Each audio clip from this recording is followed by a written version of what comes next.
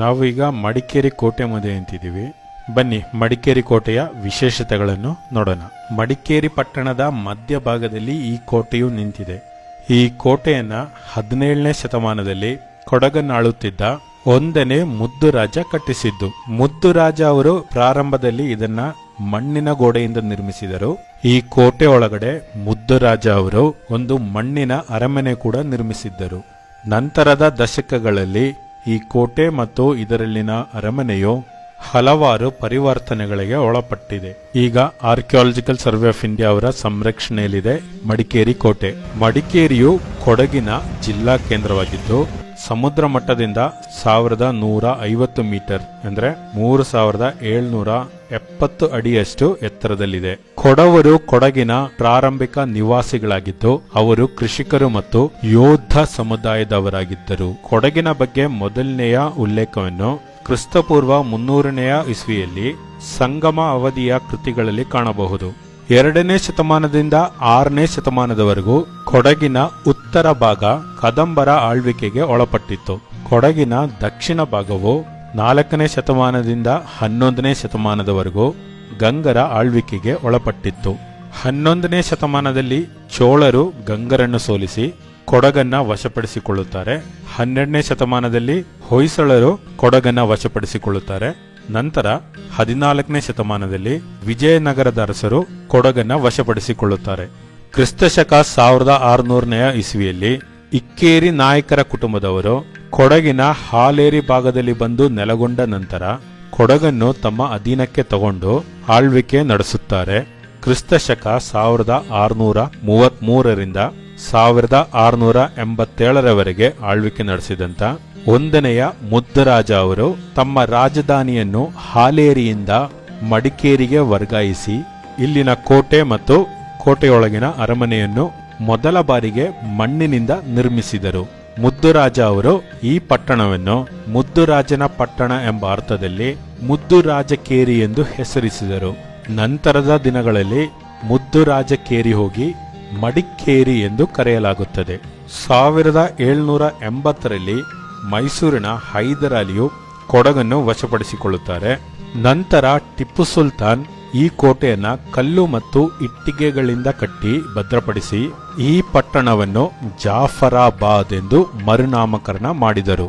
ಆಗ ಟಿಪ್ಪು ಸುಲ್ತಾನ್ ಸೆರೆಯಲ್ಲಿದ್ದಂತ ದೊಡ್ಡ ವೀರ ರಾಜೇಂದ್ರ ಅವರು 1788ರಲ್ಲಿ ಟಿಪ್ಪು ಸೆರೆಯಿಂದ ತಪ್ಪಿಸಿಕೊಂಡು 1790ನೇ ಇಸ್ವಿಯಲ್ಲಿ ಬ್ರಿಟಿಷರ ಸಹಾಯದಿಂದ ಕೊಡಗನ್ನು ಪುನಃ ತಮ್ಮ ವಶಪಡಿಸಿಕೊಳ್ಳುತ್ತಾರೆ. ದೊಡ್ಡ ವೀರ ರಾಜೇಂದ್ರ ಅವರ ಸಹೋದರರಾದ 2ನೆಯ ಲಿಂಗರಾಜೇಂದ್ರ ಅವರು 1811ನೇ ಇಸ್ವಿಯಲ್ಲಿ ಅವರ ಪಟ್ಟಾಭಿಷೇಕ ಆಗಿದ ನಂತರ ಇಲ್ಲಿನ ಅರಮನೆ ಮತ್ತು ಕೋಟೆಯನ್ನು ನವೀಕರಿಸಿ ಭದ್ರಪಡಿಸುತ್ತಾರೆ. ನಂತರ ಲಿಂಗರಾಜೇಂದ್ರ ಅವರ ಮಗನಾದ ಚಿಕ್ಕ ವೀರರಾಜ ಅವರು 1834ರಲ್ಲಿ ಬ್ರಿಟಿಷರ ಜೊತೆ ಇರುವ ವಿಧೇಯತೆಯನ್ನು ಮುರಿಯಲು ಪ್ರಯತ್ನಿಸಿ ಅದರ ಪರಿಣಾಮವಾಗಿ ಕೂರ್ಗ್ ಯುದ್ಧ ಉಂಟಾಗುತ್ತೆ. ಕೂರ್ಗ್ ಯುದ್ಧವು ಕೆಲವು ದಿನಗಳು ಮಾತ್ರ ನಡೆದರೂ ಕೂಡ ಅದೊಂದು ರಕ್ತಸಿಕ್ತ ಯುದ್ಧವಾಗಿರುತ್ತದೆ. ಯುದ್ಧದಲ್ಲಿ ವೀರರಾಜ ಅವರು ಸೋಲನ್ನೊಪ್ಪಿಕೊಂಡು ಕೊಡಗನ್ನು ಸಂಪೂರ್ಣವಾಗಿ ಬ್ರಿಟಿಷರಿಗೆ ಒಪ್ಪಿಸಿಬಿಡುತ್ತಾರೆ. ಬ್ರಿಟಿಷರು ಕೊಡಗನ್ನು ಪ್ರತ್ಯೇಕ ರಾಜ್ಯವನ್ನಾಗಿ ಮಾಡಿ ಆಡಳಿತ ನಡೆಸುತ್ತಾರೆ. ಜೊತೆಗೆ ಕೊಡಗನ್ನ ಕೂರ್ಗ್ ಅಂತ ಮತ್ತು ಮಡಿಕೇರಿಯನ್ನ ಮೆರ್ಕೇರ ಅಂತ ಬ್ರಿಟಿಷರು ಮರುನಾಮಕರಣ ಮಾಡುತ್ತಾರೆ. 1956ರಲ್ಲಿ ಕೊಡಗನ್ನ ಕರ್ನಾಟಕದ ಒಂದು ಜಿಲ್ಲೆಯಾಗಿ ಸೇರಿಸಲಾಗುತ್ತದೆ. ಕೊಡಗು ರಾಜರ ಸಮಾಧಿಗಳು ಕೋಟೆಯಿಂದ ಸ್ವಲ್ಪ ದೂರದಲ್ಲೇ ಇದೆ. ಆ ಸಮಾಧಿಗಳ ಬಗ್ಗೆ ಕೂಡ ನಾನು ವಿಡಿಯೋ ಮಾಡಿದ್ದೀನಿ. ಆ ವಿಡಿಯೋ ಲಿಂಕ್ ನಾನು ಡಿಸ್ಕ್ರಿಪ್ಷನ್ ಹಾಕಿರ್ತೀನಿ. ಈಗ ನಾವು ಕೋಟೆ ಒಳಗೆ ಒಂದು ರೌಂಡ್ ಹೋಗಿ ಬರೋಣ. ಕೋಟೆ ದ್ವಾರದ ಇಕ್ಕೆಲೆಗಳಲ್ಲಿ ಸೈನಿಕರ ಗೂಡು ನಾವು ನೋಡಬಹುದು. ಸೈನಿಕರು ಇದ್ರೊಳಗಿದ್ದು ಕಾವಲು ಕಾಯುವಾಗ ಅವರ ವೀಕ್ಷಣೆಕ್ಕಾಗಿ ರಂಧ್ರಗಳು ಕೂಡ ಈ ಕಾವಲು ಗೂಡಿನೊಳಗಡೆ ನಾವು ನೋಡಬಹುದು. ಹಾಗೆ ದ್ವಾರದ 2 ಬದಿಯಲ್ಲಿ ಇದೇ ತರದ ಕಾವಲು ಗೂಡು ಇದೆ. ಈ ದ್ವಾರ ನೋಡುವುದು ಎಷ್ಟು ಎತ್ತರವಾಗಿದೆ ಅಂತ. ಇದು ಆನೆ ಬಾಗಿಲೇ ಇರಬೇಕು. ಆನೆಗಳು ಸುಗಮವಾಗಿ ಸಾಗುವ ರೀತಿ ಇದನ್ನ ಕಟ್ಟಿಸಿರಬೇಕು. ಹಾಗೆ ಇಲ್ಲೂ ಕೂಡ ಸೈನಿಕರು ವಿಶ್ರಾಂತಿ ಪಡೆಯುವ ಸ್ಥಳ ಇರಬೇಕು. ಈ ಭಾಗದಲ್ಲಿ ಕೂಡ ಹಾಗೆ ಇದೆ. ಇಲ್ಲಿ ಒಳಗೆ ಬರುವಾಗ ಈ ಸೈನಿಕರ ಕೊಠಡಿಗಳು ನಮ್ಗೆ ಇಲ್ಲಿ ಕಾಣುತ್ತೆ. ಇಲ್ಲೇ ನೋಡ್ಬೋದು. ನೋಡುವುದು ಸೈನಿಕರ ಕೊಠಡಿ ಇದು.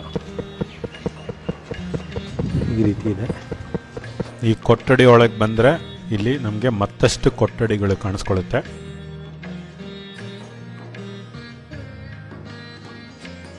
ಹಾಗೆ ಸೈನಿಕರು ಈ ಕೊಠಡಿ ಒಳಗಿಂದ ಹೊರಗೆ ಏನು ನಡೀತಾ ಇದೆ ಅಂತ ವೀಕ್ಷಣೆ ಮಾಡಲಿಕ್ಕೆ ಗವಾಕ್ಷಿ ಕೂಡ ಇದೆ. ಎಲ್ಲ ದ್ವಾರದ ಮೇಲೆ ನೋಡ್ಬೋದು 5 ಎಡೆ ಸರ್ಪ ಈ ಥರ ಎಡೆ ಎತ್ತಿ ನಿಂತಿರೋ ಥರ ಎಲ್ಲ ದ್ವಾರದ ಮೇಲೆ ನೋಡಿ. ಇಲ್ಲಿ ನೋಡ್ಬೋದು, ಅಲ್ಲಿ ನೋಡ್ಬೋದು, ಅಲ್ಲಿ ಹತ್ರ ಎಲ್ಲ ಇದ್ರ ಮೇಲೆ ಮಾಡಿದ್ದಾರೆ. ಕೋಟೆ ಒಳಭಾಗದಲ್ಲಿರ್ತಕ್ಕಂಥ ಬಹಳಷ್ಟು ಕಟ್ಟಡಗಳು ಈಗ ಸರ್ಕಾರಿ ಕಚೇರಿಗಳಾಗಿದೆ. ನಾವೀಗ ಕೋಟೆಯ 2ನೇ ಬಾಗಿಲ ಹತ್ರ ಬಂದ್ವಿ. ಈ ಬಾಗಿಲ ಹತ್ರ ಕೂಡ ನೋಡ್ಬೋದು ಸೈನಿಕರಿರ್ಲಿಕ್ಕೆ ಕೊಠಡಿಗಳು 2 ಭಾಗದಲ್ಲಿದೆ. ಇಲ್ಲಿ ಒಳಗೋಗಿ ನಾವು ನೋಡ್ಬೋದು. ಆದರೆ ಒಳಭಾಗದಲ್ಲಿ ಈಗ ಜೀರ್ಣೋದ್ಧಾರ ಕೆಲಸ ನಡೀತಾ ಇದೆ.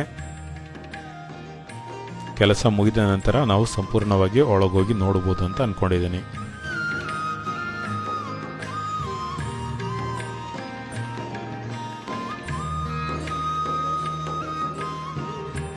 ಇನ್ನೊಂದು ಭಾಗದಲ್ಲಿರ್ತಕ್ಕಂಥ ಕೊಠಡಿ ಏನಿದೆ ಅದು ಬೀಗ ಹಾಕಿ ಬಂದು ಮಾಡಿಟ್ಟಿದ್ದಾರೆ. ಹಾಗಾಗಿ ಒಳಗೆ ನೋಡ್ಲಿಕ್ಕೆ ಆಗಲ್ಲ ನಮಗೆ.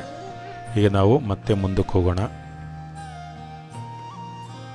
2ನೇ ಬಾಗಿಲು ದಾಟ್ಕೊಂಬಂದ್ರೆ ನಮಗೆ ಒಂದು ದೇವಸ್ಥಾನ ಕಾಣಿಸ್ಕೊಳ್ಳುತ್ತೆ. ಅದು ಶ್ರೀ ಕೋಟೆ ಮಹಾಗಣಪತಿ ದೇವಾಲಯ. ಇದು ಕೋಟೆ ಕಟ್ಟುವ ಸಮಯದಲ್ಲೇ ಕಟ್ಟಿರ್ತಕ್ಕಂಥ ಗಣಪತಿ ದೇವಸ್ಥಾನ ಇರಬೇಕು. ಕೋಟೆ ಕಟ್ಟುವಾಗ ವಿಘ್ನಗಳು ಆಗದೇ ಇರೋ ರೀತಿ ವಿಘ್ನೇಶ್ವರನ ದೇವಾಲಯವನ್ನು ಕಟ್ಟಿರುವುದನ್ನು ಸಾಮಾನ್ಯವಾಗಿ ನಮ್ಮ ಎಲ್ಲ ಕೋಟೆಗಳಲ್ಲೂ ಕಂಡುಬರುತ್ತೆ. ಈ ದೇವಸ್ಥಾನದ ಪೂಜಾ ಸಮಯ ಕೂಡ ಇಲ್ಲಿ ಕೊಟ್ಟಿದ್ದಾರೆ. ಬೆಳಿಗ್ಗೆ 7ರಿಂದ 10:30ವರೆಗೂ ಪೂಜೆ ನಡೆಯುತ್ತೆ. ಮಹಾಪೂಜೆ ಬೆಳಿಗ್ಗೆ 7:30ಗೆ ನಡೆಯುತ್ತೆ. ನಾವು ಈಗ ಈ ಕೋಟೆಯ 3ನೇಯ ಹಾಗೂ ಕೊನೆಯ ಬಾಗಿಲ ಹತ್ರ ಬಂದಿದ್ದೀವಿ. ಇಲ್ಲಿ ಮೇಲ್ಛಾವಣಿ ನೋಡ್ಬೋದು, ಬಹಳ ವಿಭಿನ್ನವಾಗಿದೆ. ಮುಂಚೆ ನೋಡಿದಂಥ 2 ಬಾಗಿಲುಗಳ ಹಾಗೆ ಇಲ್ಲ ಇದು. ಇಲ್ಲಿ ಬೇರೆದೇ ರೀತಿಯಾದಂಥ ಮೇಲ್ಛಾವಣಿ ಮಾಡಿದ್ದಾರೆ. ಹಾಗೆ ಈ ಬಾಗಿಲಲ್ಲಿ ಸೈನಿಕರಾಗ್ಲಿ ಅಥವಾ ಸಂದರ್ಶಕರಾಗ್ಲಿ ವಿಶ್ರಾಂತಿಯನ್ನ ಪಡೆಯುವ ರೀತಿಯಲ್ಲಿ ಇಲ್ಲಿ ಕಟ್ಟಿರೋದಂತ ಕಾಣುತ್ತೆ.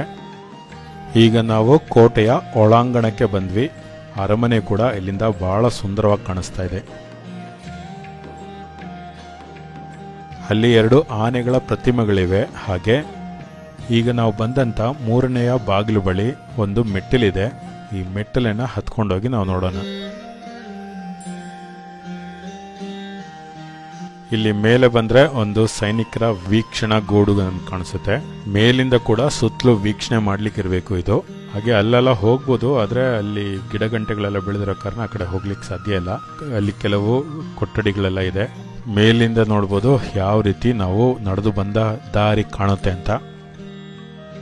ಈ ಆರ್ಚ್ ರೀತಿ ಏನಿದೆ ಇದ್ರ ಮೇಲಿಂದ ಕೂಡ ನಡ್ಕೊಂಡು ಹೋಗ್ಬೋದು. ಆದರೆ ನಡ್ಕೊಂಡು ಹೋದ್ರೆ ಇದು ಡ್ಯಾಮೇಜ್ ಆಗ್ಬೋದು. ನೋಡ್ಬೋದು ಆಗಲೇ ಜನ ಇದ್ರ ಮೇಲೆ ನಡ್ಕೊಂಡೋಗಿ ಕಾಲೆಲ್ಲ ಇಟ್ಟು ಹೇಗೆ ಇದು ಹಾಳಾಗ್ತಾ ಇದೆ ಅಂತ. ಮತ್ತು ಇಲ್ಲಿ ಬಿರುಕು ಕೂಡ ಬೀಳ್ತಾ ಇದೆ. ಇದು ಒಂದು ಸರಿ ಕುಸಿದು ಬಿದ್ದು ಬಿಟ್ರೆ ಮತ್ತೆ ಈ ರೀತಿ ಕಟ್ಟೋದು ಕಷ್ಟ ಆಗುತ್ತೆ. ಆಗಲೇ ಕುಸಿತಾ ಇದೆ ಇದು. ಹಾಗಾಗಿ ಇದ್ರ ಮೇಲಿಂದ ನಾವು ಹತ್ಕೊಂಡು ಹೋಗ್ತಾ ಇಲ್ಲ. ಆ ಕಡೆಯಿಂದ ಒಂದು ದಾರಿ ಇದೆ. ಆ ದಾರಿ ಮುಖಾಂತರ ನಾವು ಆ ಕಡೆ ಹೋಗಿ ಹತ್ಕೊಬೋದು. ನಾವು ಆ ಕಡೆ ಹೋಗೋಣ ಬನ್ನಿ. ಈಗ ನಾವು ಇಲ್ಲಿನ ಆನೆಗಳ ಪ್ರತಿಮೆಗಳ ಹತ್ರ ಬಂದ್ವಿ. ನೋಡುವುದು ಆನೆ, ಲೈಫ್ ಸೈಜ್ ಆನೆ. ಒಂದು ಆನೆ ಎಷ್ಟು ಎತ್ತರ ಇದೆಯೋ ಅಷ್ಟೇ ಎತ್ತರದಲ್ಲಿ ಇರತಕ್ಕಂಥ ಇದು. ಬ್ರಿಟಿಷರ ಹತೋಟಿಗೆ ಈ ಕೋಟೆ ಮತ್ತು ಅರಮನೆ ಬಂದ ನಂತರ ಬ್ರಿಟಿಷರು ಮಾಡಿಸಿದಂಥ ಆನೆಗಳಿವು. ಇದು ಕೂಡ ಅರಮನೆ ಮುಂದೆ ಇತ್ತು ಅನ್ಸುತ್ತೆ. ಅದನ್ನು ತಂದು ಇವಾಗ ಇಲ್ಲಿ ನಿಲ್ಲಿಸಿದ್ದಾರೆ. ಭಾಳಷ್ಟು ಒಂದೊಳ್ಳೆ ಸೆಲ್ಫಿ ಪಾಯಿಂಟ್ ಅಂತ ಕೂಡ ಹೇಳ್ಬೋದು. ಭಾಳಷ್ಟು ಜನ ಬಂದು ಇಲ್ಲಿ ಸೆಲ್ಫಿ ಹಿಡಿತಿರ್ತಾರೆ. ಈ ಫೋಟೋದೊಂದು ಐಡೆಂಟಿಟಿನೇ ಈ ಆನೆ ಅಂತ ಹೇಳ್ಬೋದು. ಆನೆ ನೋಡುವುದು ಎಷ್ಟು ದೊಡ್ಡದಿದೆ ಅಂತ. ಸಿಕ್ಕಾಪಟ್ಟೆ ಹೈಟ್ ಇರ್ತಕ್ಕಂಥ ಒಂದು ಆನೆ. ಇಲ್ಲಿ ಆನೆ ಹಿಂಭಾಗದಲ್ಲಿ ಕೋಟೆ ಹತ್ತಲಿಕ್ಕಂತ ಒಂದು ರ್ಯಾಂಪ್ ಇದೆ. ಆ ರ್ಯಾಂಪ್ ಹತ್ಕೊಂಡು ನಾವು ಹೋಗ್ತಾ ಇದ್ದೀವಿ. ಹಿಂದಿನ ಕಾಲದಲ್ಲಿ ಪಿರಂಗಿಗಳು ಮತ್ತೆ ಆಯುಧಗಳನ್ನ ಕೋಟೆ ಮೇಲ್ಭಾಗಕ್ಕೆ ಸಾಗಿಸಲು ಈ ರ್ಯಾಂಪ್ ಅನ್ನ ಉಪಯೋಗಿಸ್ತಾ ಇದ್ದಿರಬೇಕು.